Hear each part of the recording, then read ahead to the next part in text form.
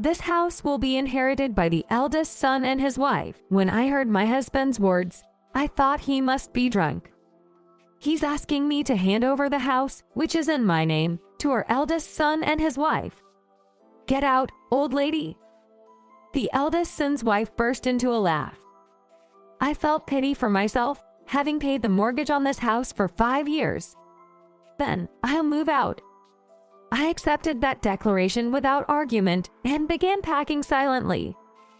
Only my grandchild looked at me with worried eyes. I must protect him at all costs.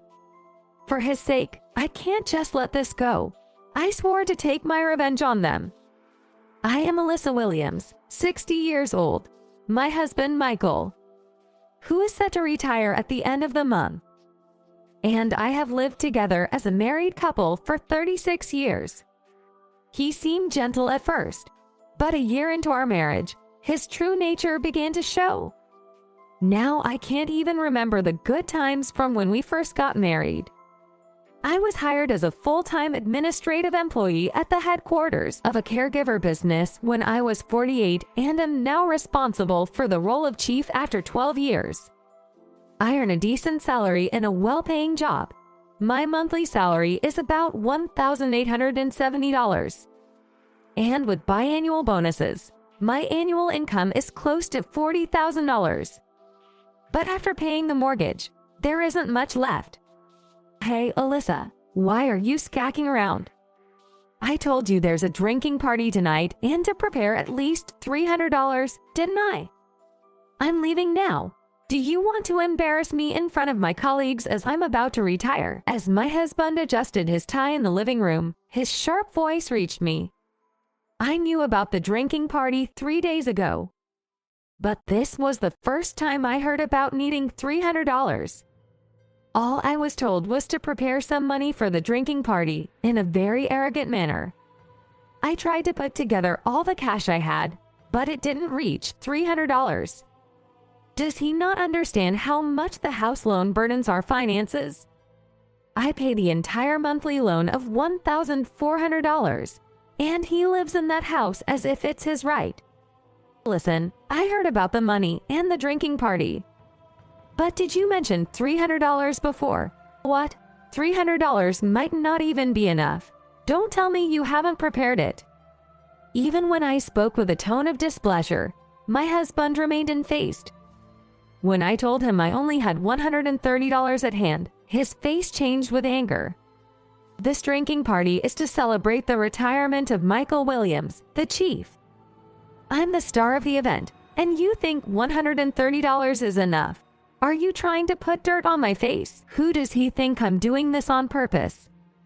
If you appreciate me, you'd happily give me at least $670. Though he's retiring this month, he was only promoted to section chief in his mid-40s. I know this is the company's fair evaluation of him.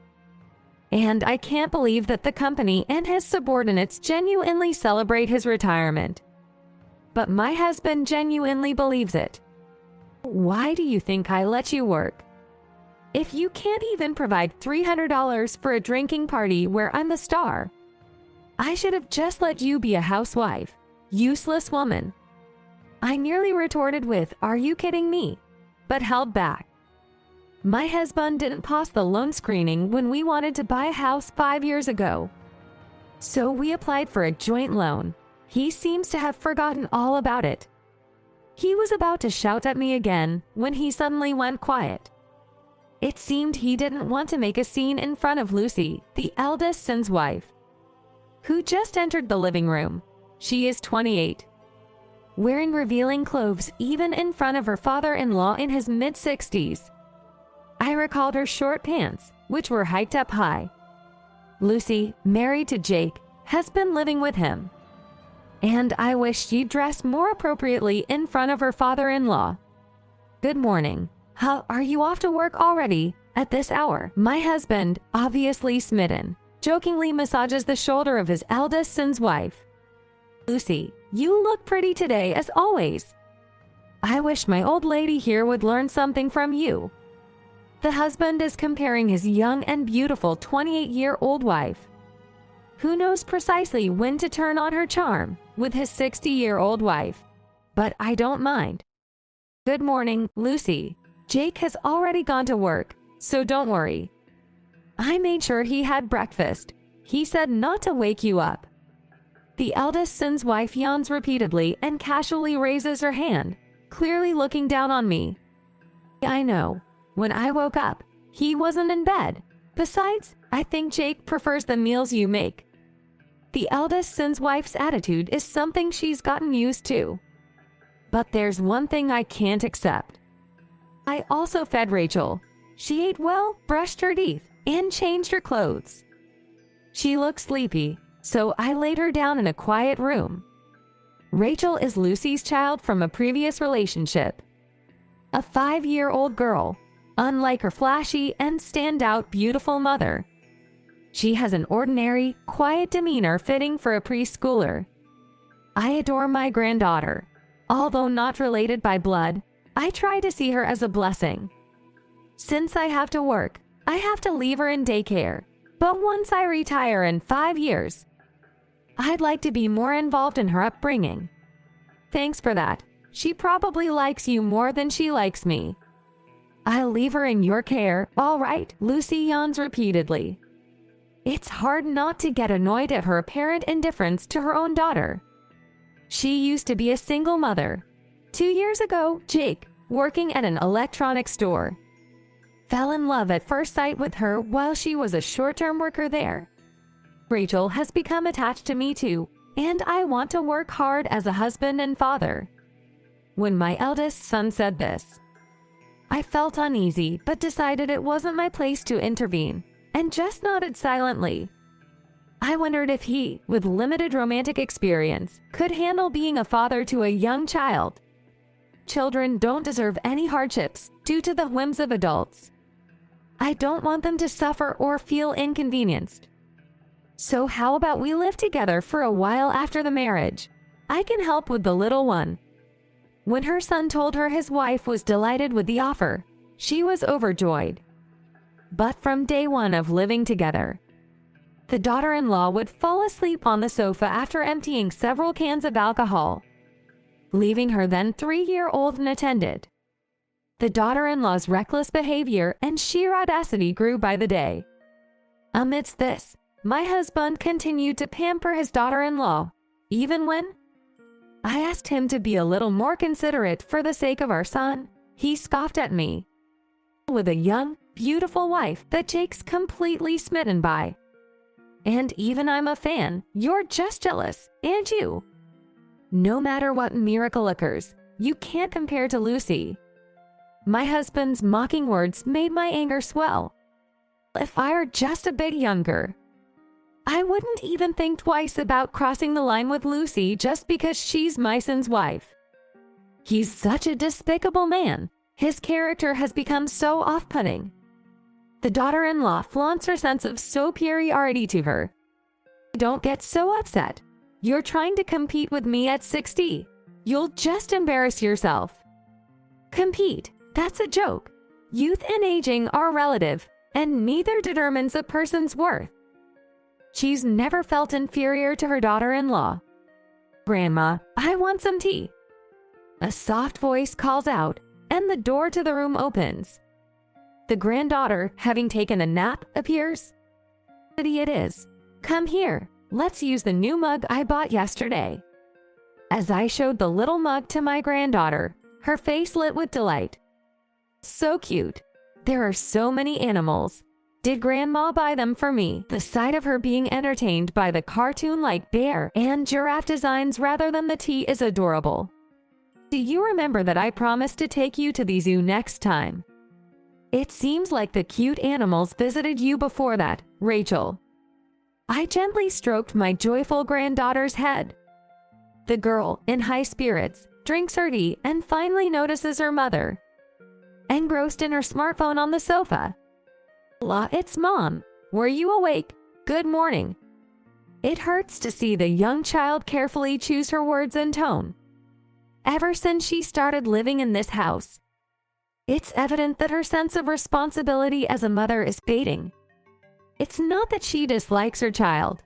She just seems uninterested. She once mentioned marrying her former husband because she got pregnant. Out of pity, I've been actively taking care of the grandchild. Neither my husband nor my eldest son scolds her. On the contrary, they both, especially my husband, seem to take me for granted. As if I exist for this reason.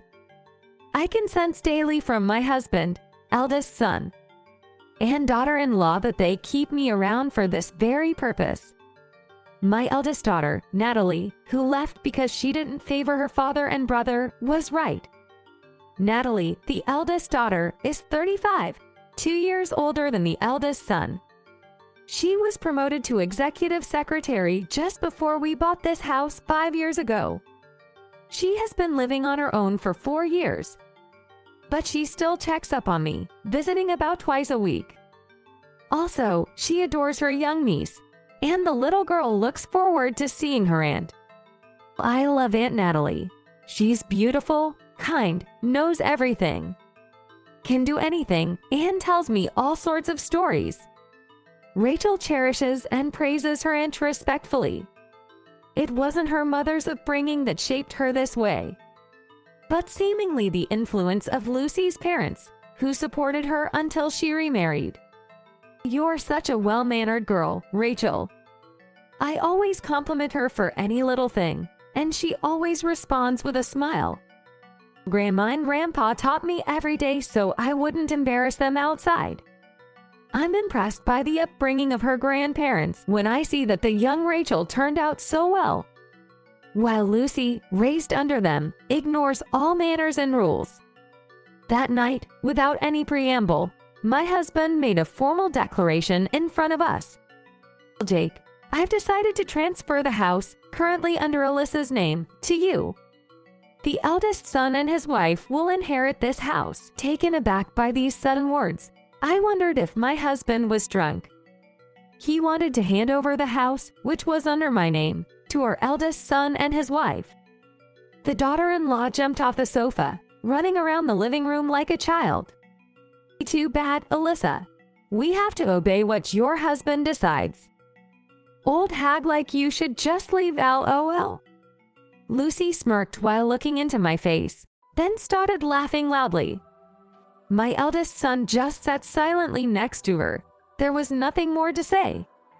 I felt pathetic, having paid the house loan for 5 years. I guess I'll move out then. I quietly accepted this decision and began packing without a word. Only my granddaughter watched me with concerned eyes. I absolutely must protect her.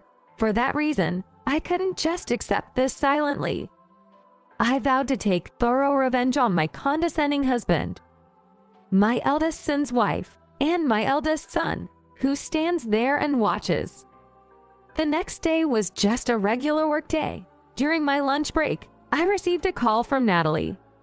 Mom, I saw your message about yesterday. What's all that about? Why would Dad say something like that? I could hear the anger in her voice over the phone. I received another message earlier from my husband.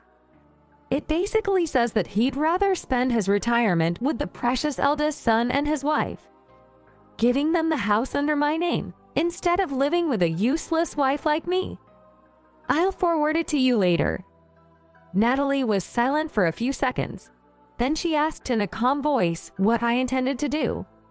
It's okay to leave the property title in my name. For now, I'm staying at a business hotel. Would it be okay if I stayed with you for a while? There are 5 years until I retire, and I'll start thinking about the future soon. Natalie agreed. Come as soon as you can, and move in to live with us forever. Then, in a suppressed voice full of anxiety, she asked the next question. But Mom, aren't you the debtor of the house loan? Leaving the property title and the loan as they are, won't it be detrimental to you? Then she paused for a moment and repeated her words in her head. The smart Natalie quickly caught on and spoke cheerfully. Yo, I completely forgot. The house loan application started with you. But are you planning to use what I suggested at that time? It was lunch break, and not many people were around, so I laughed out loud. The eldest daughter also burst into laughter. Jake has forgotten about it. After all, I'm the one paying for it. Natalie couldn't stop laughing at what I just saw. Although it's a pity that I won't be able to see what happens up close. My husband, eldest son, and his wife should face reality. Upon returning home, Lucy sneered at me. Why are you back? Didn't your husband say? The house goes to the eldest son's family. This is already our home, so leave quickly. I wanted to say that the title is still in my name, but I remained silent. They should keep dreaming while they can. This goes for Lucy, my husband, and my son as well. That's the plan. I just came back to get some things. Even without being told, I'll leave. Oh, and please dispose of my bed. The eldest son's wife looked puzzled. Are we supposed to cover the disposal costs for the bed, even though it's not ours? I expected her to say that. Late at night, in front of all the family members, excluding Natalie and Rachel, I took out a thick envelope and placed it on the table. There's $2,000 inside. It's for disposing of the bed and chest of drawers. A copy of the estimate is included. Contact the contractor and pay them in cash from the $2,000 inside. The estimate is $1,500, so you can keep the rest. Lucy was holding back a malicious laugh. She probably thought it would be a loss to upset me further. I did a final check in my room to ensure I didn't forget anything. Then my grandchild secretly appeared. I couldn't leave my grandchild, who looked more anxious than the day before. I left a formal note and left the house with Rachel. In the note, I wrote how there might be issues of custody, but I have properly arranged an environment to raise the child. But it seemed like my husband had not given any thought at all. I intended to continue paying my share of the loan in the form of deposits to the family, as I never wanted to trouble my eldest son. I'm sorry, Rachel. I took you without explaining. We'll live at Aunt Natalie's place for a while, but I promise I won't let anything upset you. In the taxi, my grandchild stared at my face and listened intently. Well, as long as you're there, Grandma, I'm fine. I'm sure I'll be okay at Aunt Natalie's house. Those words gave me courage. It's all right. I still have people who care about me and think of me. So I can win. Natalie told me she had a marriage proposal by the CEO she works for as a secretary last month. It happened when I was wondering how to tell that to my husband. They should realize, both my husband and eldest son, as well as his wife. I feel like happiness has come back, thanks to Natalie's help. I'm truly relieved about Rachel and your marriage. You found a wonderful partner. I'm proud of you, my daughter. Natalie laughed heartily, her cheeks turning red in embarrassment. I wondered why she wanted to move out when she became independent. Giving up on a stable family for men who can be oppressive. I thought you were naive when you left the house because of your brother and father. But I underestimated your wisdom back then, Natalie. Natalie always pointed out her dad's tyranny and the brother's thoughtlessness. However, they never seemed to take her words to heart. The door to revenge will open soon. The humiliations that my mother endured will be avenged. I'm looking forward to it. As Natalie predicted, half a month later, it seemed the day had finally arrived. Lucy came to Natalie's apartment, shouting angrily, "I know you are in there. Let me see the old lady." Natalie sneered and led Lucy to the room where I was waiting. Everything went as planned. "Oh my, do we have a guest? Nice to meet you." I deliberately spoke to Lucy in a slow, shaky voice, feigning extreme old age. With an unfamiliar look in my eyes. "Stop playing around, you old hag." Lucy was furious and tried to attack me, but Natalie calmly held her back. "This is how our mother is now. She might need to be admitted to the nursing home where she works. Do you intend to be violent to an elderly woman, even if she is your former mother-in-law?" Lucy was stunned, looking at Natalie and me. "So, is this old lady senile now?" The voice of Lucy trembled. that will be determined after a diagnosis. It was a good thing I advised her to take out a parent-child loan 5 years ago. As of last month, she's finished her obligation as a debtor for the house loan. Lucy isn't very bright. She probably doesn't even know what a parent-child loan is and wouldn't understand its implications even after something happens. My mother's debt was always meant to end in 5 years. We arranged for the next 10 years to be on Jake, my younger brother. As long as you make the payments properly, your house won't be seized. The eldest daughter explained cheerfully, and the eldest son's wife collapsed to her knees. We received the paperwork yesterday. Jake had forgotten that he had taken out a parent-child loan. My father-in-law had financial problems and couldn't pass the loan assessment. He's already retired, and it's irresponsible of Jake to leave everything to him. What should we do? Yes, financial troubles. My husband had secretly taken out loans and ended up causing a financial incident, which was why he couldn't pass the loan assessment. A grandchild, who had been hiding in Natalie's room, peeked out. Rachel, were you here all along? Lucy probably forgot about her daughter, whom she hadn't seen for half a month. They were probably having too much fun and didn't think about anything else. It's been a while, Mom. Aunt Natalie explained everything to me so I could understand. I'm going to live with Grandma and Aunt Natalie. The CEO who's marrying Aunt Natalie will be with us too. He told me we'd all live together in a new house and be a happy family. I don't need a mother who's been mean to Grandma anymore. Bye. The young daughter's condemnation left Lucy speechless. She tried to say something, but after 10 minutes, she still couldn't form the words. Natalie grabbed her arm to help her stand. My mother and Rachel will be taken care of by me and the CEO, who will be my husband. You should be getting ready to work hard to support Jake. Natalie laughed joyfully and coldly threw words at Lucy. She seemed ready to escort her out of the apartment. How was my senile act? I said to Natalie as she sent off Lucy from the entrance, laughing. She laughed heartily. Should I introduce you to a theater company? It was perfect. The grandchild came and sat beside me, clinging to my neck. Is it really okay for me to stay? My mother made a mess of Grandma's house.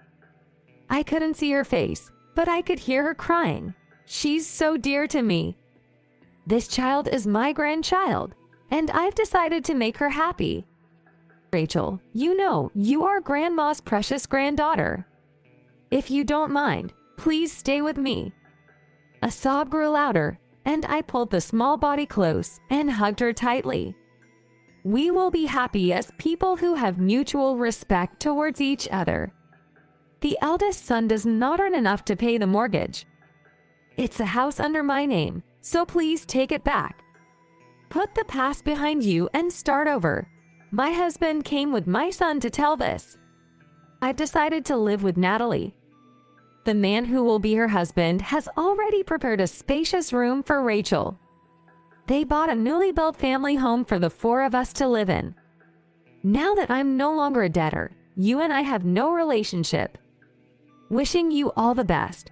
The house remains in my name, so any further discussion should take place formally. Afterwards, it was regrettable not to witness the disputes and the harsh words exchanged among the 3. The eldest son's wife, not wanting to deal with the complicated house, left, but not without taking the expensive accessories she had received from my husband and son.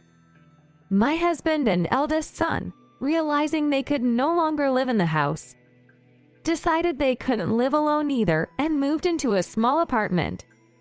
Although I received a change of address notification, I said nothing. I always knew your worth. But that wife of his, with her misleading words and actions, wrecked our happy home and then ran away. When my husband said that, I couldn't stop laughing. Now you're blaming it on Lucy, huh? Think back to when we bought the house. Remind yourself that you are nothing more than a thoughtless and rude man with no value. Please know your place from now on. There were more words I wanted to say, but it felt like even a full day wouldn't be enough. What about Jake? Out of my final affection as a mother, I asked my husband. He's started debt restructuring. Seems like his workplace found out. He's devastated, saying he can't stay at the electronics store anymore. Perhaps thinking it would soften my stance, the husband kept glancing at me. Not out of affection or attachment, but probably calculating how he could use me again. Well, you two do your best. I filed for divorce. I don't want to be married, neither do you, so you're a stranger to me now. Remember how you used to wave that divorce petition with my name on it? Trying to intimidate me? Too bad. I've had it with me all along. I made good use of it. I laughed heartily at my now ex-husband. I felt I had given my all to this relationship.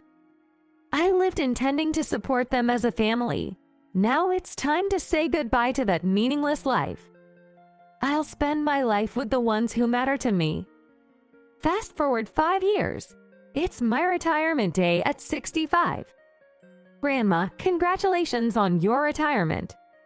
My now 10-year-old granddaughter greeted me when I returned home. Aunt Natalie and the others will be home soon. They just called. Congratulations on your retirement. The warm embrace of my granddaughter was comforting. I've rented out that house since. I don't know what became of the ex-husband and my son, who were miserably driven out. I have no desire to reach out to them. Now I live with my daughter, her husband, and my granddaughter. My family consists of just these 4 people. If our family ever grows, it will probably be because of my daughter and her husband's child.